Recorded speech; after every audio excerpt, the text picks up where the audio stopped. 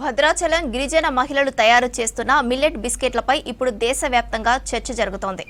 వీటిపై మన్ కీ బాత్ లో ప్రధాని మోదీ మాట్లాడడం సంతోషంగా ఉందన్నారు భద్రాచలం ఐటీడీఏ పీఓ రాహుల్.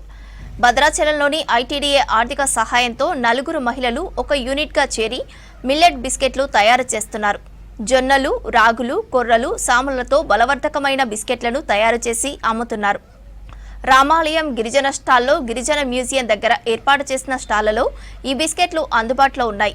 గిరిజన మహిళలకు ఉపాధి కోసం ఐటీడీఏ ఇప్పటి వరకు 30 లక్షలకు పైగా ఆర్థిక సహాయం అందించినట్లు తెలిపారు పీఓ రాహుల్.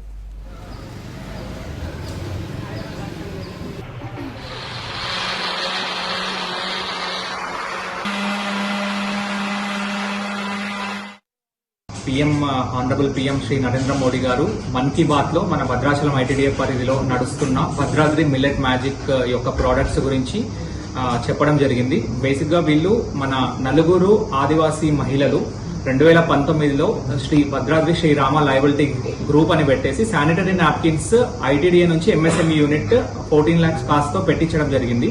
వాళ్ళు చాలా సక్సెస్ఫుల్ గా త్రూఅవుట్ మన రాష్ట్రం మొత్తంలో ఉన్న అన్ని ట్రైబల్ వెల్ఫేర్ స్కూల్స్, హాస్టల్స్ కి వాళ్ళు శానిటరీ నాప్కిన్స్ సప్లై చేయడం జరిగింది. తర్వాత కోవిడ్ టైంలో కొద్దిగా వాళ్లకు సప్లై లేక ఇబ్బందులు జరిగాయి. బట్ కోవిడ్ తర్వాత మళ్ళీ దే రివైవ్ లైక్ ఫియోనిక్స్.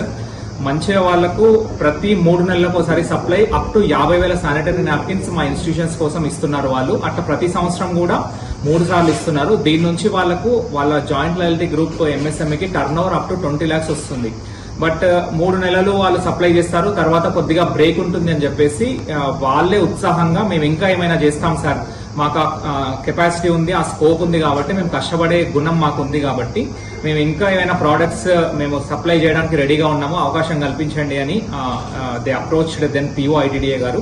సో అప్పుడు PO ITDA garu, JDM and వాళ్ళు అంతా కలిసి ప్లాన్ చేసుకుని ఏం చేస్తే బాగుంటుంది అని చర్చ చేసిన తర్వాత వాళ్ళు హైదరాబాద్ లో ఈ న్యూట్రిషన్ ప్రోడక్ట్స్ అంటే మన ఫుడ్ ప్రోడక్ట్స్ చేయడానికి ట్రైనింగ్ తీసుకున్నారు. వచ్చిన తర్వాత వాళ్ళు కొన్ని బిస్కెట్స్ తయారు చేయడం స్టార్ట్ చేశారు. రాగులతో గాని, సామలతో గాని, కొర్రలతో గాని. అవి చాలా మంచి టేస్ట్ రావడము స్టార్ట్ అయింది. మెల్లమెల్లగా వాళ్లకు ఆర్డర్స్ రావడం గాని, వాళ్ళ మార్కెటింగ్